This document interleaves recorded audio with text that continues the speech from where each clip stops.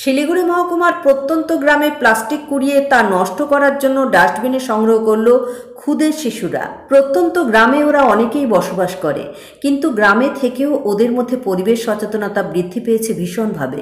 5ই June বিশ্ব পরিবেশ দিবসের দিন ওরা বিভিন্ন জায়গা থেকে প্লাস্টিক সংগ্রহ করে এক জায়গায় ডাস্টবিনের মধ্যে জড়ো করে।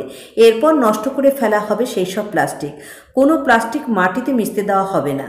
শিলিগুড়ি মহকুমার নকশালবাড়ি ব্লকের মেচি নদী লাগোয়া এক প্রত্যন্ত গ্রামে এই কর্মসূচি পালন করা হয় 5ই June. Galaxy International English medium স্কুলে স্বেচ্ছাসেবী সংস্থা ঐরাবত এবং আত্রি নামক সংস্থা এদিন সেখানে পরিবেশ দিবস উপলক্ষে অনুষ্ঠানের আয়োজন করে। পরিবেশ সচেতনতায় আলোচনা সভা অনুষ্ঠিত হয়, তার সঙ্গে বৃক্ষরোপণ কর্মসূচি পালিত হয়। অনুষ্ঠানে ঐরাবতের তরফে পরিবেশপ্রেমী অভিযান সাহা, আত্রি সংস্থার তরফে লিজ রায়, অমিত বাবু, স্কুল প্রধান শিক্ষক রতনবাবু এবং অন্য শিক্ষক শিক্ষিকারা উপস্থিত ছিলেন।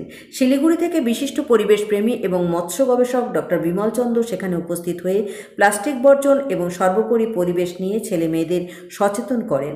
স্কুলের 5ম থেকে 7ম শ্রেণীর ছেলে মেয়েরা সেখানে উপস্থিত ছিলেন। বিমলবাবু বলেন, ওই শিশু কিশোরেরা একটি প্রত্যন্ত এলাকায় প্লাস্টিক কুড়িয়ে এনে তা ডাস্টবিনে রেখে যেভাবে প্রয়াস নিয়েছে তা প্রশংসনীয়। এবারে পরিবেশ দিবসের বিষয়ও ছিল প্লাস্টিক বর্জন।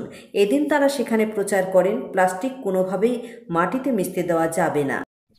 And get the environment sustainable so that we can sustain the plastic.